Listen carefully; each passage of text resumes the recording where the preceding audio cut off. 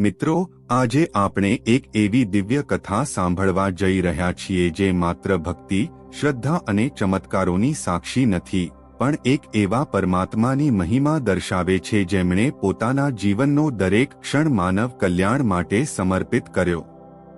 વાત છે આપણા સૌના આરાધ્ય દેવ બાબા રામદેવ પીરજીની, જેમનો મહિમા અપરંપાર છે, જેમની કરુણા અસીમ છે અને જેમનું નામ લેવાથી જ હૃદયમાં શાંતિ, ઘરમાં સુખ અને જીવનમાં સમૃદ્ધિ આવી જાય છે. ખાસ કરીને ભાદરવા માસના શુક્લ પક્ષના નોરતા દરમિયાન જ્યારે ભક્તો રામદેવ પીરજીની પૂજા કરે છે, ત્યારે કહેવાય છે કે સ્વયં રામદેવ પીર પોતાના દીવાને ઉતરીને ભક્તોના ઘર આવે છે અને તેમની મનોકામનાઓ પૂર્ણ કરે છે. સૌપ્રથમ આપણે રામદેવ પીરના જીવનની વાત કરીએ. સંવત 1409માં રાજસ્થાનના ઉંડિયા ગામે રાજપૂત કુળમાં રામદેવ પીરજીનો જન્મ થયો હતો. પિતાનું નામ રાજા અજયસિંહ તનવર અને માતાનું નામ રાણી મૈનાદેવી હતું. જન્મ સમયે જ ઘણા ચમત્કારો જોવા મળ્યા હતા. જન્મ પછી તરત જ રામદેવ પીરજીના શરીર પરથી અદ્ભુત તેજ પ્રસરી રહ્યું હતું. તેમના ચહેરા પર એવી દિવ્ય કાંતિ હતી કે આખું ગામ આશ્ચર્યમાં પડી ગયું. બાળપણથી જ રામદેવ પીર કરુણાસાગર, દયાળુ, યોગસિદ્ધ પુરુષ અને ભક્તપ્રેમી હતા. તેમને જાતિભેદ, ધર્મભેદ કે સંપત્તિનો કોઈ ભાન નહોતું. તેમના માટે બધા સમાન હતા. કહેવાય છે કે રામદેવ પીરજી બાળપણથી જ અનોખા હતા. એક દિવસ ઉંડિયા ગામમાં પાણીની ભારે તંગી પડી. લોકો પાણી માટે તરસ્યા હતા, પશુઓ પણ વ્યાકુળ થઈ ગયા. ત્યારે નાના રામદેવજી એ ગામના તળાવ પાસે જઈ પોતાની નાની આંગળી પાણીમાં ડૂબાડી દીધી અને તરત જ તળાવમાં સ્વચ્છ, ઠંડુ પાણી છલકાઈ ગયું. ગામના લોકો ચમત્કાર જોઈ રામદેવજીના ચરણોમાં નમ્યા અને સમજ્યા કે આ કોઈ સામાન્ય બાળક નથી, પરંતુ પરમાત્માનો અવતાર છે. બાબા રામદેવ પીરજીનો જીવન હંમેશા ગરીબો અને પીડિતોના કલ્યાણ માટે સમર્પિત હતો. તેઓ દરેકની મદદ કરતા, ભૂખ્યાને ભોજન, તરસ્યાને પાણી અને દર્દીને દવા પહોંચાડતા.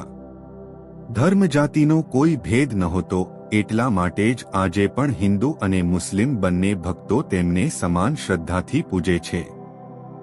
મુસ્લિમ ભક્તો તેમને રામસા પીર કહે છે.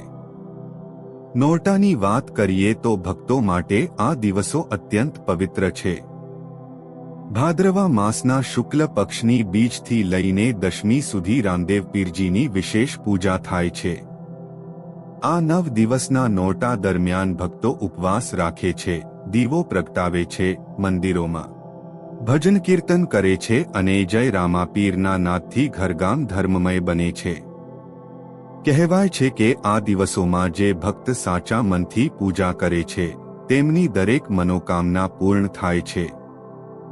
વાર્તા કહે છે કે એક વખત એક ગરીબ ભક્ત હતો. નામ હતું ભોળા ભગત. ભોળા ભગત પાસે નોરતા કરવા માટે પૈસા ન હતા, ભોગ માટે સામગ્રી ન હતી, પણ તેનો વિશ્વાસ અડગ હતો.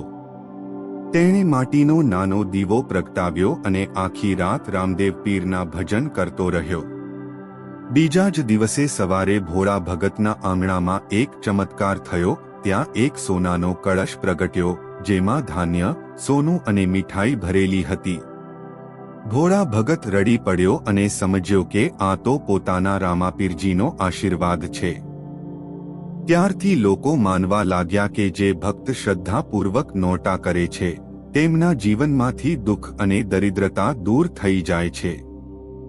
નોરતા દરમિયાન પૂજાની વિધિ પણ અત્યંત મહત્વની છે. સવારે વહેલા ઉઠીને સ્નાન કર્યા બાદ ભક્તો રામદેવ પીરજીના ચિત્ર કે પ્રતિમા સામે દીવો પ્રગટાવે છે.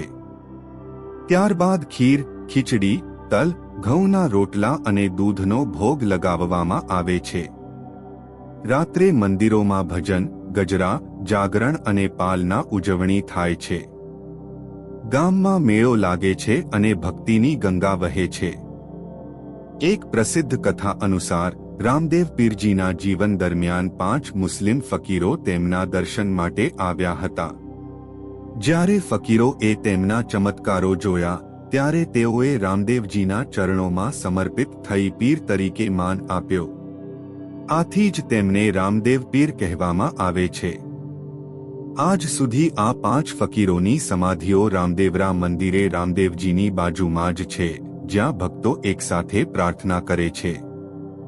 ભક્તો માનતા છે કે જો કોઈ વ્યક્તિ સતત 5 વર્ષ સુધી નોરતા કરે તો જીવનમાંથી ગરીબી, રોગ, શોક, દુઃખ, તકલીફ અને અશાંતિ સંપૂર્ણપણે દૂર થઈ જાય છે અને ઘરમાં સુખ, શાંતિ અને સમૃદ્ધિ આવે છે.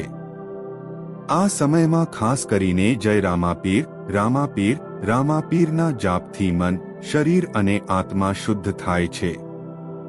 આ નોરતા માત્ર ભક્તિના દિવસો નથી, પરંતુ તે મનની પવિત્રતાનો ઉત્સવ છે. અહીં કોઈ ભૌતિક સંપત્તિ કે દેખાવનું સ્થાન નથી. રામદેવ પીરજી માત્ર ભક્તિના ભાવને જ સ્વીકાર કરે છે. જે વ્યક્તિ નિષ્ઠાપૂર્વક પ્રાર્થના કરે છે, પોતાના મનના દુઃખોને સમર્પિત કરે છે, રામદેવ પીરજી તેમની પ્રાર્થના સાંભળે છે અને યોગ્ય સમયે તેમને આશીર્વાદ આપે છે. વાર્તા કહે છે કે એક વખત એક ગરીબ ભક્ત ભોળા ભગત રામદેવ પીરજીના મંદિરે પહોંચ્યો. નોરતા ચાલી રહ્યા હતા, પણ ભોળા ભગત પાસે પૂજાની સામગ્રી માટે એક પણ કાણી ન હતી. તે છતાં તેણે માટીનો નાનો દીવો પ્રગટાવ્યો અને રાતભર રામદેવ પીરના ભજન કરતો રહ્યો. બીજા જ દિવસે સવારે ભોળા ભગતના ઘરના આંગણામાં એક ચમત્કાર થયો. ત્યાં એક સોનાનો કળશ પ્રગટ્યો, જેમાં ધાન્ય, સોનું અને મીઠાઈ ભરેલી હતી. ભોળા ભગતના આનંદની સીમા ન રહી. તેણે સમજી લીધું કે આ પોતાના રામાપીરજીનો આશીર્વાદ છે. હવે આપણે વાત કરીએ 9 દિવસના નોરતાની પૂજા વિધિ અને મહિમાની. પ્રથમ દિવસ બીજ. ભક્તો વહેલી સવારે ઉઠીને સ્નાન કરે છે અને રામદેવ પીરજીની મૂર્તિ કે ચિત્ર આગળ દીવો પ્રગટાવે છે. આ દિવસે ઘરમાં પવિત્ર વાતાવરણ સર્જાય છે. પ્રથમ દીવો પ્રગટાવતા જ મનથી પ્રાર્થના કરવી, બાબા, મારા મન, વાણી અને કર્મ શુદ્ધ રહે. બીજો દિવસ ત્રીજ. આ દિવસે ખાસ કરીને ઘરમાં ભજન અને જાગરણની શરૂઆત થાય છે. ભક્તો આ દિવસે એક વિશેષ મંત્ર જાપે છે. જય રામાપીર, રામાપીર, રામાપીર દાતા, તમારા આશીર્વાદથી દુઃખ થાય વિલય. ત્રીજો દિવસ ચોથી. ભક્તો આ દિવસે ઘઉંના રોટલા, દૂધ અને તલનો ભોગ લગાવે છે. રાત્રે પરિવારમાં સાથે ભજન કીર્તન થાય છે. ચોથો દિવસ પાંચમી. કહેવાય છે કે આ દિવસે જે ભક્ત નિષ્ઠાપૂર્વક રામદેવ પીરને દીવો અર્પે છે, તેના જીવનમાંથી ગરીબીનો અંધકાર સદાકાળ માટે દૂર થઈ જાય છે. પાંચમો દિવસ છઠ્ઠી. આ દિવસે મંદિરોમાં વિશેષ મેળા યોજાય છે. ભક્તો એકસાથે રામદેવ પીરજીના ચમત્કારોની વાર્તાઓ સાંભળે છે અને ભજનમાં લીન થઈ જાય છે. છઠ્ઠો દિવસ સાતમી. ભક્તો આ દિવસે ખાસ પાલના ઉત્સવ કરે છે, જેમાં રામદેવ પીરની બાળરૂપની પૂજા થાય છે. સાતમો દિવસ આઠમી. આ દિવસ અત્યંત પવિત્ર માનવામાં આવે છે. કહેવાય છે કે આ દિવસે રામદેવ પીરજી સ્વયં ભક્તોના ઘર પર આવે છે અને આશીર્વાદ આપે છે. આઠમો દિવસ નોમી. આ દિવસે ભક્તો આખો દિવસ ઉપવાસ રાખે છે અને રાત્રે વિશેષ જાગરણ કરે છે. મંદિરોથી લઈને ઘરો સુધી જય રામાપીરના નાદ ગુંજે છે. નવમો દિવસ દશમી. અંતિમ દિવસે વિશેષ પૂજા થાય છે.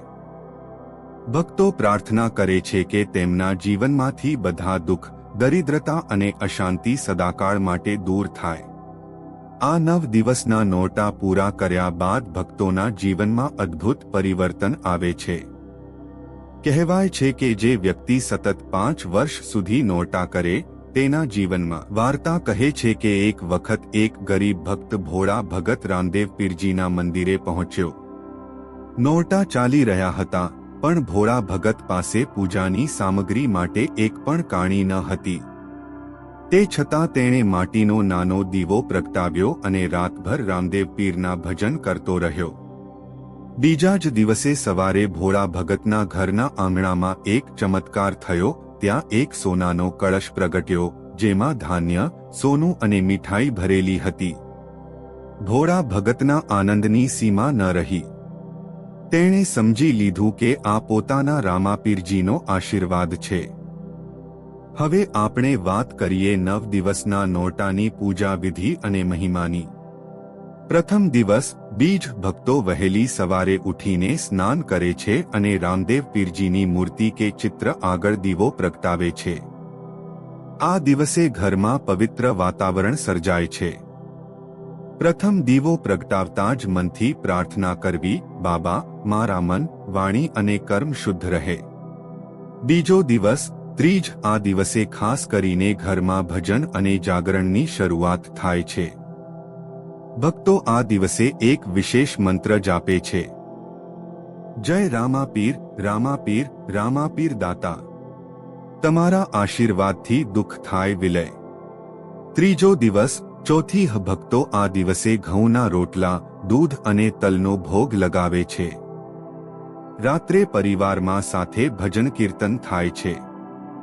ચોથો દિવસ પાંચમી. કહેવાય છે કે આ દિવસે જે ભક્ત નિષ્ઠાપૂર્વક રામદેવ પીરને દીવો અર્પે છે તેના જીવનમાંથી ગરીબીનો અંધકાર સદાકાળ માટે દૂર થઈ જાય છે. પાંચમો દિવસ છઠ્ઠી. આ દિવસે મંદિરોમાં વિશેષ મેળા યોજાય છે. ભક્તો એકસાથે રામદેવ પીરજીના ચમત્કારોની વાર્તાઓ સાંભળે છે અને ભજનમાં લીન થઈ જાય છે. છઠ્ઠો દિવસ સાતમી. ભક્તો આ દિવસે ખાસ પાલના ઉત્સવ કરે છે જેમાં રામદેવ પીરની બાળરૂપની પૂજા થાય છે.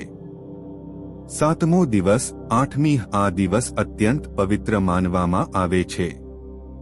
કહેવાય છે કે આ દિવસે રામદેવ પીરજી સ્વયં ભક્તોના ઘર પર આવે છે અને આશીર્વાદ આપે છે. આઠમો દિવસ નોમી. આ દિવસે ભક્તો આખો દિવસ ઉપવાસ રાખે છે અને રાત્રે વિશેષ જાગરણ કરે છે. મંદિરોથી લઈને ઘરો સુધી જય રામાપીરના નાદ ગુંજે છે. નવમો દિવસ દશમી. અંતિમ દિવસે વિશેષ પૂજા થાય છે. ભક્તો પ્રાર્થના કરે છે કે તેમના જીવનમાંથી બધા દુઃખ, દરિદ્રતા અને અશાંતિ સદાકાળ માટે દૂર થાય. આ 9 દિવસના નોરતા પૂરા કર્યા બાદ ભક્તોના જીવનમાં અદ્ભુત પરિવર્તન આવે છે. કહેવાય છે કે જે વ્યક્તિ સતત 5 વર્ષ સુધી નોરતા કરે તેના જીવનમાં